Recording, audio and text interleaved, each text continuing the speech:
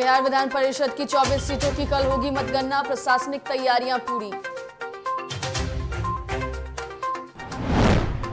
DM SP के नेतृत्व में बिहार के कई जिलों में छापेमारी जारी, जेलों में कैदियों में मचा हड़कंप। पटना समेत बिहार के 8 जिलों में हीट वेव का अलर्ट जारी, कई जिलों में पारा पहुंचा 41 के पार। बीजेपी के 42वां स्थापना दिवस के मौके पर पीएम मोदी ने कार्यकर्ताओं को किया संबोधित, कहा एक भारत श्रेष्ठ भारत के मंत्र पर चल रही बीजेपी। नमस्कार, डीटीवी भारत में आपका स्वागत है। मैं हूं पूजा वर्मा। आज प्रधानमंत्री नरेंद्र मोदी ने 42वें स्थापना दिवस पर कार्यकर्ताओं को, तमाम बीजेपी के मंत्रियों को, नेताओं को, विधायकों को संबोधित किया। प्रधानमंत्री ने आज कार्यकर्ताओं को संबोधित करते हुए कई सारी अहम बातें बताई हैं। बड़ी खबर आपको इस वक्त बता देते हैं, जहां पर बीजेपी के 42वां स्थापना दिवस पर प्रधानमंत्री नरेंद्र मोदी ने संबोधन किया है। जी हां, पार्टी के 42वां विधानसभा स्थापना दिवस पर पीएम मोदी ने कहा है कि देश के संकल्पों के साथ जुड़े रहना है। तमाम कार्यकर्ताओं को संबोधित करते हुए उन्होंने ये कहा कि देश के संकल्पों के साथ जुड़े रहना है। पार्टी के 42वें स्थापना दिवस पर प्रधानमंत्री ने ये तमाम बातें बोली हैं। उन्होंने कहा है कि एक भारत से श्रेष्ठ भारत के मंत्र पर बीजेपी चल रही है। प्रधानमंत्री नरेंद्र मोदी ने तमाम कार्यकर्ताओं से ये कहा है कि देश के संकल्पों के साथ जुड़े रहना है। एक भारत श्रेष्ठ भारत के मंत्र पर बीजेपी चल रही है। राष्ट्रीय हितों को सर्वोपरि रखकर काम कर रही है सरकार। प्रधानमंत्री नरेंद्र मोदी ने आज अपने संबोधन में ये बताया कि किस तरीके से राष्ट्रीय हितों को सर्वोपरि रखकर सरकार काम कर रही है। साथ ही साथ उन्होंने कहा है कि देश के पास नीति भी है और नियति भी, साथ ही सरकार लक्ष्य तय कर उन्हें पूरा कर रही है। प्रधानमंत्री नरेंद्र मोदी ने आज तमाम बीजेपी के कार्यकर्ताओं को, मंत्रियों को, विधायकों को, सभी को आज संबोधित किया है और इस संबोधन में उन्होंने कई ऐसी प्रमुख बातें जो है वो अपने कार्यकर्ताओं से कही है। उन्होंने कहा है कि बीजेपी जो है वो एक राष्ट्र की नीति पर चलती है और तमाम लोगों को एक साथ लेकर चलने का काम बीजेपी की तरफ से किया जाता है। 42वां स्थापना दिवस लंबा सफर बीजेपी ने तय किया है और ऐसे में पार्टी ने जो मुकाम हासिल किया है, इसको लेकर प्रधानमंत्री ने तमाम कार्यकर्ताओं को बधाई और शुभकामनाएं भी दी। भाजपा एक भारत श्रेष्ठ भारत के संकल्प को निरंतर सशक्त कर रही है। श्रद्धेय डॉक्टर श्यामा प्रसाद मुखर्जी, पंडित दीनदयाल उपाध्याय जी, अटल बिहारी वाजपेयी जी, राजमाता सिंधिया जी, कुशाभाऊ ठाकरे, सुंदर सिंह जी भंडारी, अनेक महापुरुष, ऐसी अनेक विभूतियों ने, जिन्होंने जनसंघ से लेकर भाजपा तक इस पार्टी के निर्माण में खुद को खपा दिया, मैं उन सब के चरणों में नमन करता हूं। राज्यसभा में किसी पार्टी के सदस्यों की संख्या 100 तक पहुंची है, यानी वैश्विक दृष्टिकोण से देखें या राष्ट्रीय दृष्टिकोण से देखें, भाजपा का दायित्व, भाजपा के प्रत्येक कार्यकर्ता का दायित्व लगातार बढ़ रहा है। इसलिए भाजपा का प्रत्येक कार्यकर्ता देश के सपनों का प्रतिनिधि है, देश के संकल्पों का प्रतिनिधि है। स्थानीय प्राधिकार विधान परिषद चुनाव सोमवार को शांतिपूर्ण माहौल में संपन्न हो गया। वोटों की गिनती 7 अप्रैल गुरुवार को सुबह 8 बजे से शुरू होने वाली है, यानी कि कल एमएलसी चुनाव के लिए मतगणना होनी है। सभी 24 जिलों में मतपेटी को कड़ी सुरक्षा व्यवस्था के बीच रखा गया है। मतगणना स्थल की बैरिकेडिंग की जा रही है। प्रवेश द्वार और मतगणना केंद्र परिसर में दंडाधिकारी और पुलिस बल की प्रतिनियुक्ति भी रहेगी। तो आपको बता दें कि कल 24 जिलों में जिस तरीके से 24 सीटों में जिस तरीके से एमएलसी चुनाव हुए हैं, इसको लेकर मतगणना कल है और इसी मतगणना को लेकर मतपेटी को भी सुरक्षित रखा गया है। अधिकारियों की निगरानी में मतपेटी है और ऐसे में तैयारियां लगभग जो है वो पूरी कर ली गई है। कल सुबह मतपेटी खुलेगी और तमाम प्रत्याशियों के भाग्य का फैसला जनता करेगी।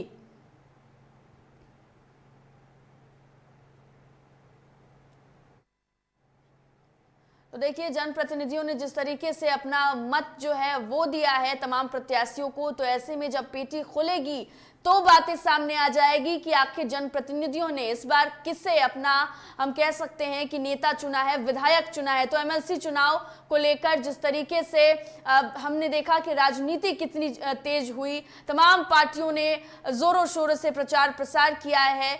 और अगर बात करें 24 सीटों पर हुए मतदान को लेकर, तो जनप्रतिनिधियों ने वो कई ऐसे अहम मुद्दे हैं जिनको दिमाग में रखकर तमाम प्रत्याशियों को मत दिया है। और इस बार ये देखना होगा कि जिस तरीके से तमाम पार्टियों ने, बीजेपी भी जीत का दावा कर रही है, 24 सीटों पर जीत का दावा कर रही है, वही विपक्ष भी कह रही है कि इस बार जीत हासिल होगी, लेकिन जनप्रतिनिधियों ने किसे मौका दिया है ये देखना अहम होगा।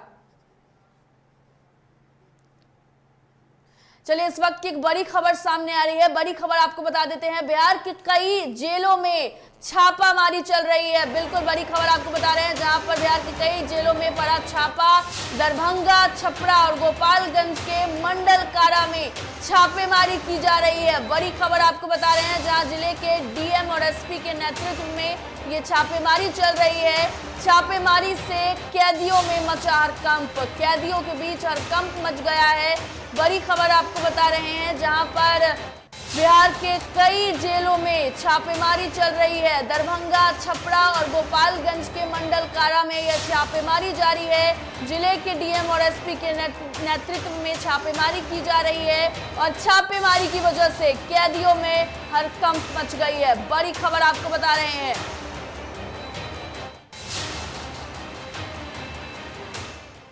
गोपालगंज से प्रदीप हमारे साथ इस खबर पर अधिक जानकारी के लिए जुड़ गए हैं।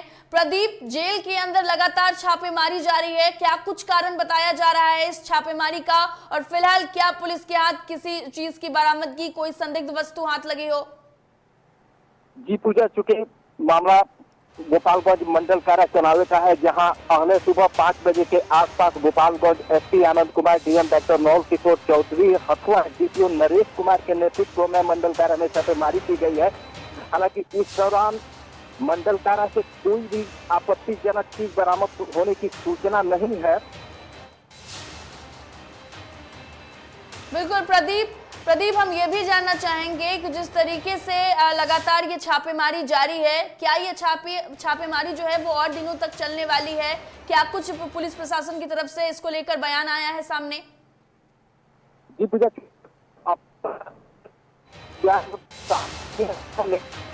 बात साफ है कि बिहार विधान परिषद चुनाव को लेकर 7 अप्रैल को मतगणना होने वाले हैं और इसको लेकर जो है कि प्रशासनिक स्तर पर पूरी तरह चौक चौबंद व्यवस्था की गई है और जिसको लेकर यह छापेमारी जारी है। बिल्कुल प्रदीप, बहुत शुक्रिया आपका तमाम जानकारी के लिए। तो देखिए कि कई जिलों के मंडल कारा में ये छापेमारी जारी है और छापेमारी से कैदियों के बीच हड़कंप मच गया है। बिहार के कई जेलों में छापेमारी की जा रही है। आपको बता दें कि डीएम और एसपी भी इस छापेमारी में मौजूद हैं। दरभंगा, छपरा और गोपालगंज के मंडल कारा में यह छापेमारी जारी है। दरअसल कल एमएलसी चुनाव को लेकर मतगणना होनी है और कई सारी ऐसी मुद्दे हैं जिसको लेकर पुलिस प्रशासन जो है वो काफी अलर्ट है और इस बीच कई जेलों के अंदर जो पुलिस प्रशासन है वो छापेमारी कर रही है। छपरा से हमारे संवाददाता मनीष फोन लाइन पर जुड़ गए अधिक जानकारी के लिए। मनीष, लगातार पुलिस प्रशासन जो है वो जेल के अंदर छापेमारी कर रही है, क्या कुछ अपडेट? देखिए मैं आपको बता दूं कि सुबह 4 बजे से ये जेल में छापेमारी चल रही है। डीएम और एसपी के नेतृत्व में ये छापेमारी की जा रही है। सबसे बड़ा सवाल है कि आए दिन जो आपराधिक घटनाएं लगातार बढ़ रही है, जिसको लेकर भी ये छापेमारी की गई है। हालांकि कई चीजें उसमें सामान बरामद किए गए हैं, मोबाइल, कैची और तमाम चीजें वहां से बरामद किए गए हैं, खैनी भी बरामद किए गए हैं। तो एक बड़ा सवाल है कि जेल के अंदर इस तरीके से सामान बरामद होती है तो जेल प्रशासन पे भी एक सवाल खड़ा हो रहा है। जी बिल्कुल मनीष, एक सवाल आपसे और पूछना चाहेंगे कि प्रशासन जिस तरीके से जेल के अंदर की बात करें तो जेल प्रशासन कई सारे दावे करते हुए नजर आती है, लेकिन जब ये सामान बरामद हो रही है पुलिस की तरफ से क्या कुछ बातें निकल कर सामने आ रही है? क्या आगे कोई कार्रवाई अहम की जाएगी इस तमाम बातों को लेकर? देखिए मैं आपको बता दूं कि अभी फिलहाल छपरा के जो एसपी हैं संतोष कुमार, और जो छपरा के जिलाधिकारी है जिनके नेतृत्व में ये छापेमारी की गई है, तो लेकिन सबसे बड़ा सवाल ये है कि आखिरकार जब जेल के अंदर से सामान बरामद होता है तो जेल प्रशासन पे भी एक बड़ा सवाल खड़ा होता है कि आखिरकार ये सामान जेल के अंदर कहाँ पहुँचते हैं और बिना जेल के अंदर पहुंचा तो किसके सपोर्ट से जेल के अंदर सामान पहुंचा है। तो एक बड़ा सवाल है और कहीं ना कहीं जिला प्रशासन में या जिला प्रशासन पे भी एक सवाल खड़ा होता है और जेल की जो प्रशासन है उस पर सवाल खड़ा हो रहा है। और कहीं ना कहीं इसको लेके भी एक सब मच गया है कि लगातार आपराधिक घटनाएं बढ़ रही हैं और जिसके बाद बिल्कुल लगातार आपराधिक घटनाएं बढ़ रही है और प्रशासन इसको लेकर अलर्ट और कई ऐसे अहम बातें हैं जिसको लेकर लगातार डीएम और एसपी की तरफ से जेल के अंदर छापेमारी जारी है। मनीष, बहुत शुक्रिया आपका तमाम जानकारी के लिए। तो देखिए छापेमारी की वजह से कैदियों के बीच हड़कंप मच गया है, लेकिन अगर बात करें तो कई ऐसे सामान हैं जो पुलिस प्रशासन के द्वारा जेल के अंदर से बरामद किए जा रहे हैं और जेल प्रशासन के ऊपर भी एक बड़ा सवाल यहाँ पर उठ रहा है कि किस तरीके से जो सुरक्षा व्यवस्था है वो की गई है, किस तरीके से जेल प्रशासन अलर्ट है, उनकी भूमिका पर भी यहाँ पर एक बड़ा सवाल उठते हुए जरूर नजर आ रहा है। बड़ी खबर यह है कि देखिए लगातार बिहार में आपराधिक घटनाएं बढ़ रही हैं और कई बार इसके तार जेल के कैदियों से भी जुड़ते हैं और इसी के मद्देनजर डीएम और एसपी लगातार बिहार के कई जेलों में मंडल कारा में छापेमारी करते हुए नजर आ रहे हैं। दरभंगा, छपरा, गोपालगंज के मंडल कारा में छापेमारी जारी है। बड़ी खबर यह कि आपको बता दें कि डीएम और एसपी के नेतृत्व में ये छापेमारी की जा रही है। दरभंगा से हमारे संवाददाता एमएच खान अधिक जानकारी के लिए जुड़ गए हैं। एमएच, आपसे जानना चाहेंगे वहां भी छापेमारी चल रही है, क्या कुछ अपडेट आपको मिल रही है? जी आज सुबह अचानक दरभंगा जिलाधिकारी वरीय पुलिस अधीक्षक अवकाश कुमार दल बल के साथ दरभंगा मंडल कारा में पहुंचे छापेमारी के लिए, लेकिन उन्होंने पूरी सेल की छापेमारी की जांच पड़ताल किया लेकिन हाथ कुछ नहीं लगा। मामला यहाँ ये उठा कि आज से कुछ दिन पहले फ्रेंड्स ऑफ आनंद मोहन के कार्यकर्ताओं ने पुतला दहन करके आरोप लगाया था कि जेल में गांजा और अन्य प्रकार की सामग्री मिलती है, जिसके पास पैसे है जो कैदी वाले लोग हैं वहाँ सप्लाई होती है। इसी को लेकर जिलाधिकारी ने वहाँ छापा मारा लेकिन हाथ कुछ नहीं लगी। लेकिन जिलाधिकारी ने मीडिया को बताया कि रूटीन चेकअप थी, लेकिन लगातार मंडल कारा में छापेमारी की जाएगी। बिल्कुल एमएच, बहुत शुक्रिया आपका तमाम जानकारी के लिए। तो देखिए अगर बात करें तो दरभंगा में ऐसा बयान अधिकारियों की तरफ से कि ये एक रूटीन चेकअप है, लेकिन जिस तरीके से बिहार में आपराधिक घटनाएं बढ़ गई हैं इसको लेकर प्रशासन भी अलर्ट है और जेल के अंदर से भी क्या जो ये आपराधिक घटनाएं घट रहे हैं उनके तार जुड़ रहे हैं, इन तमाम चीजों की जांच करने के लिए अगर बात करें तो सुबह से ही डीएम और एसपी अलर्ट और कई जिलों के मंडल कारा में छापेमारी आज की गई है।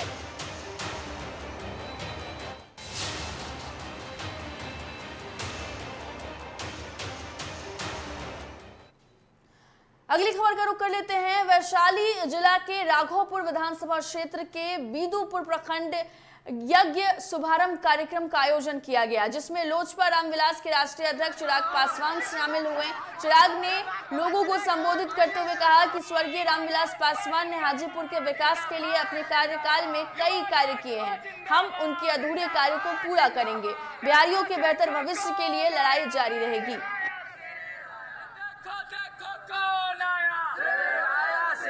के बेहतर भविष्य, अपने युवा साथियों के लिए, अपनी आने वाली पीढ़ी की। और मैं लड़ने से डरता नहीं हूँ। लाख बड़ी बड़ी शक्तियाँ मुझे तोड़ने का प्रयास करने, मुझे झुकाने का प्रयास करने, मुझे घर से निकाल दे, पार्टी से निकाल दे, ना मैं डरने वाला हूँ ना मैं झुकने वाला हूँ, मैं भी शेर का बेटा हूँ। जम्मू कश्मीर के श्रीनगर के मौसुमा इलाके में लाल चौक पर पाक परस्त आतंकियों के कायराना हमले में वीरांगना को प्राप्त एक खड़गपुर के नाकी निवासी सीआरपीएफ जवान विशाल कुमार उर्फ धर्मेंद्र का पार्थिव शरीर मंगलवार देर रात घर पहुंचा। विशाल का पार्थिव शरीर गांव पहुंचते ही माहौल गमगीन हो गया। आज सुल्तानगंज में गंगा किनारे शहीद जवान का दाह संस्कार होगा। राजकीय सम्मान के साथ शहीद को अंतिम विदाई दी जाएगी, जिसको लेकर प्रशासन ने तैयारियां पूरी कर ली है। खबर पर अधिक जानकारी के लिए इम्तियाज अंसारी जी हमारे साथ मुंगेर से फोन लाइन पर जुड़ गए हैं। इम्तियाज, आपसे जानना चाहेंगे कि आज अंतिम संस्कार जो है वो किया जाएगा, क्या कुछ अधिक जानकारी? जी, जैसे कि इनका अंतिम संस्कार सुल्तानगंज गंगा घाट पे होना है, पूरा राजकीय सम्मान के साथ होना है जी। और जिसमें जो है सीआरपीएफ के वरीय पदाधिकारी, जिला बल के वरीय पदाधिकारी, जिला प्रशासन के वरीय पदाधिकारी सारे लोग उस समय मौजूद रहेंगे जी। इम्तियाज, शुक्रिया आपका तमाम जानकारी के लिए। तो देखिए, देर रात पार्थिव शरीर जो है वो गांव पहुंचा है। कई जो लोग हैं वो उनके अंतिम दर्शन के लिए पहुंचे हैं और आज अंतिम संस्कार की जो प्रक्रिया है वो की जाएगी।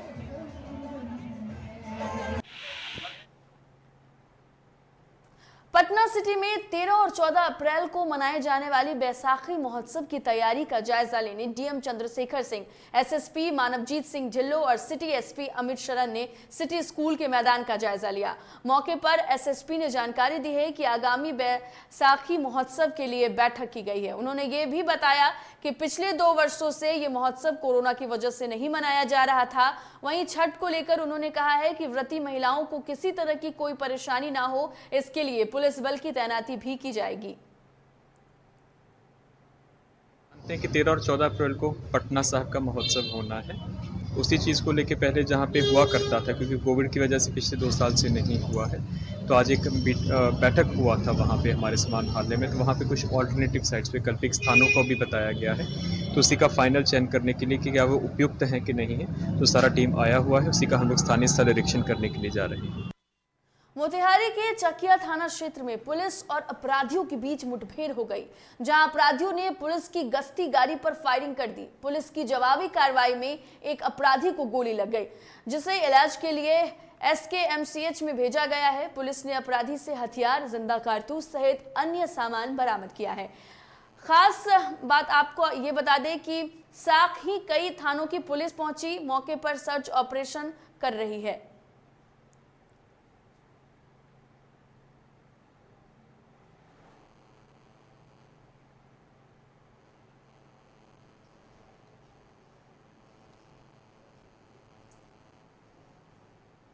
खबर पर अधिक जानकारी के लिए हमारे संवाददाता अरुण हमारे साथ मोतिहारी से फोन लाइन पर जुड़ गए हैं। अरुण, पूरे मामले में क्या कुछ अधिक जानकारी? जानकारी है कि कल जानकारी के अनुसार कल ये लोग 50 लड़कों के साथ मोटरसाइकिल से जमीन कब्जा करने के लिए मोतिहारी पहुंचे थे हर्ष हॉस्पिटल के पास जी, जहां पुलिस इन लोगों में से 5-6 को गिरफ्तार की है और वहां से कुछ लोग भाग गए, जहां पिस्टल लहराया और भाग निकला। अरुण, जिस अपराधी के पैर में गोली लगी है, जिससे गिरफ्तार पुलिस ने किया है, फिलहाल तो इलाज चल रहा है, क्या उनसे पूछताछ की गई है और अपराधियों की धरपकड़ को लेकर कोई सबूत सामने आया हो? तो इसके जांघ में गोली लगी है और इसकी स्थिति चिंताजनक बनी है, जिसके बेहतर इलाज के लिए एसकेएमसीएच मुजफ्फरपुर गया है। तो अभी फिलहाल उसे पूछताछ नहीं हुई है, इसके बाद उससे बिल्कुल अरुण, बहुत शुक्रिया आपका तमाम जानकारी के लिए। तो देखिए, फिलहाल कोई जानकारी नहीं मिल पाई है अपराधी से, लेकिन इलाज जारी है और इलाज होने के बाद अपराधी से पूछताछ कर पुलिस जो है निशानदेह पर अन्य अपराधियों को पकड़ने की कोशिश जरूर करेगी। अगली खबर का रुख करते हैं। छपरा के पंकज सिनेमा रोड में हो रहे रामनवमी को लेकर रंगारंग कार्यक्रम भी किया जा रहा है, जिसको देखने के लिए 50,000 लोगों की भीड़ जमा हो सकती है। इस बार राम मंदिर के तर्ज पर रैली में बन रहे मंदिर का जिक्र रहेगा। वहीं कोरोना काल के बाद हो रही इस यात्रा में आपको बता दें कि काफी संख्या में लोग जो हैं वो इसे देखने पहुंचे।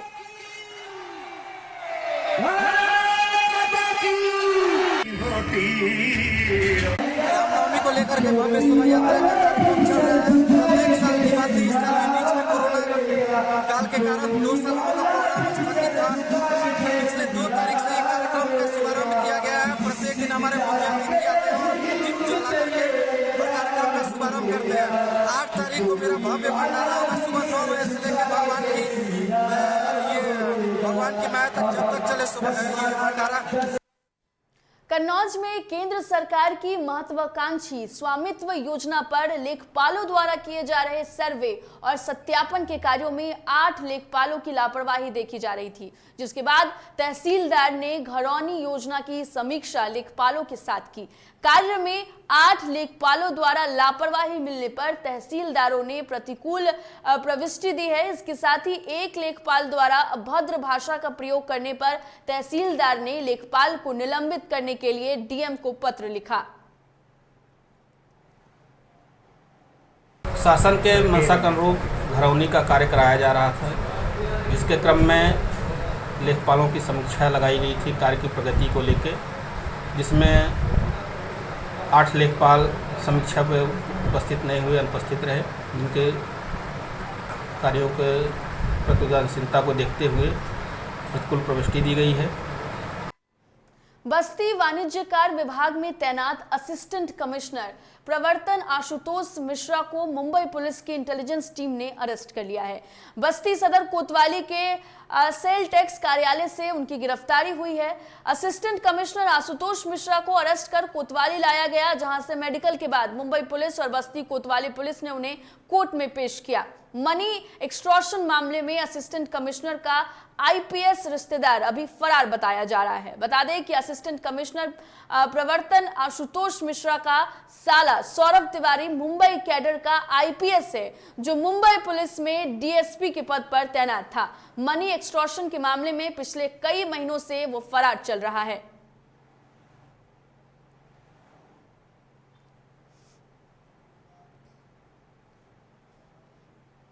महाराजगंज के गोरखनाथ मंदिर में हमला करने वाले आरोपित अहमद मुर्ताज अब्बासी के तार नेपाल से जुड़े होने के बाद सोनौली सीमा पर सख्ती बढ़ा दी गई है। इसके संपर्क सूत्र महाराजगंज और पड़ोसी देश नेपाल में भी खंगाले जा रहे हैं। सीमा पर अलर्ट करते हुए आने जाने वालों पर पैनी नजर रखने को कहा गया है।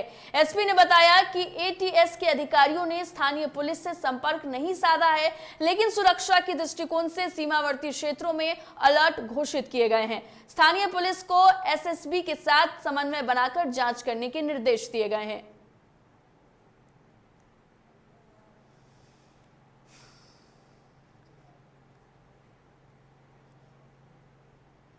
मेरठ में 20 साल की सोनम अपने 45 साल के पति के साथ लूट और चोरी के जुर्म में मेरठ में गिरफ्तार कर ली गई हैं। अलग अलग शहरों में इनका गिरोह 50 से ज्यादा वारदात को अंजाम दे चुका था।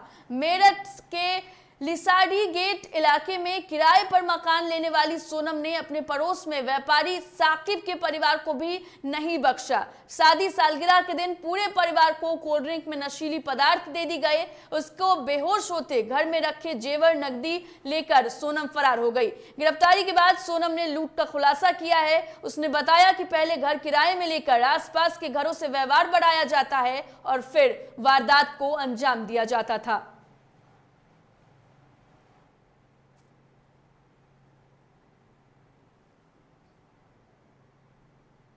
चाड़ीगेट थाना पुलिस में इसमें कार्रवाई की और जो इन लोगों ने माल कुछ हजम किए थे, जो साफ किया था लोगों के यहाँ, उसको रिकवर भी किया गया। इनके पास आर्टिफिशियल कुछ ज्वेलरी मिली। वो ज्वेलरी अक्सर ये क्या करती थी कि जब वो बताती थी देखो ये अच्छा लगता है, इसको आप पहन लो और अपना वाला हटा के रख दो, कुछ दिन इसको पहनो, इस तरह के स्टेटमेंट ये लोग करते थे और लोगों को झांसे में लेकर के उनके साथ इस तरह की ठगी का भी काम करते थे ये लोग। अलीगढ़ जिले के तहसील खैर क्षेत्र के कलावती इंटर कॉलेज में दूसरे छात्रों की जगह पर परीक्षा दे रहे 2 छात्रों को फर्जी परीक्षा देते हुए रंगे हाथों गिरफ्तार किया गया। दूसरे छात्रों की जगह पर बैठकर परीक्षा दे रहे दोनों छात्र बुलंदशहर जिले के शिकारपुर और गुलावठी थाना क्षेत्र के रहने वाले हैं। पुलिस पूछताछ में दोनों छात्रों के द्वारा बताया गया है कि उनके द्वारा छात्रों की जगह पर रुपए लेकर परीक्षा दी जा रही थी। पकड़े गए दोनों छात्रों के कब्जे से एक फर्जी प्रवेश पत्र और एक फर्जी आधार कार्ड भी पुलिस ने बरामद किया है। धारा 420 सहित धोखाधड़ी करने के आरोप में कई संगीन धाराओं में दोनों फर्जी छात्रों के खिलाफ मुकदमा दर्ज किया गया है। बांदा में पिकअप ने बाइक सवार 2 लोगों को रौंद दिया। हादसे में घायल हुए दोनों को जिला अस्पताल में भर्ती कराया गया। पूरा मामला कोतवाली देहात क्षेत्र का है, जहां कलेक्टर पुरवा का रहने वाला 2 लोग बाइक पर बैठकर बांदा की तरफ आ रहे थे, तभी पिकअप ने जोरदार टक्कर मार दी। बताया जा रहा है कि दोनों युवक गंभीर रूप से घायल हैं।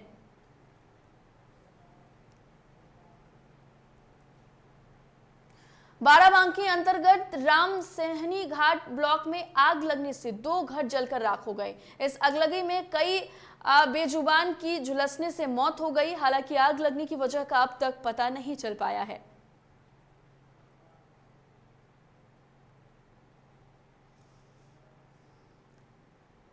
चरही में रामनवमी को लेकर चरही थाना में शांति समिति की बैठक की गई। बैठक में थाना क्षेत्र के विभिन्न पंचायतों से आए पंचायत प्रतिनिधियों और दोनों समुदायों के लोगों ने हिस्सा लिया। पुलिस निरीक्षक मनोज कुमार सिंह की अध्यक्षता में हुई इस बैठक में अंचल अधिकारी शशि भूषण, चरही थाना प्रभारी मौजूद रहे। बैठक में पूजा के दौरान डीजे पर प्रतिबंध, सुबह 6 बजे से शाम 6 बजे तक ही जुलूस निकालने की अनुमति दी गई है। साथ ही संवेदनशील स्थानों पर पुलिस बल तैनात किए जाएंगे।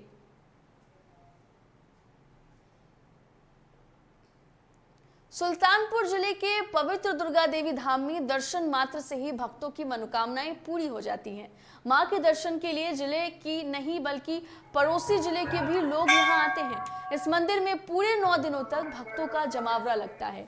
मान्यता है कि यहां माता के दर्शन मात्र से ही भक्तों की सारी मुरादें पूरी हो जाती हैं।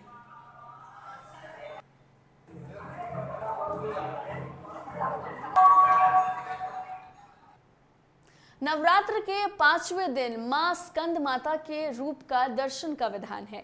वाराणसी में मां स्कंद माता का बागेश्वरी रूपी भव्य मंदिर में रात्रि से ही मां के दर्शनों के लिए भक्तों की भीड़ उमड़ गई।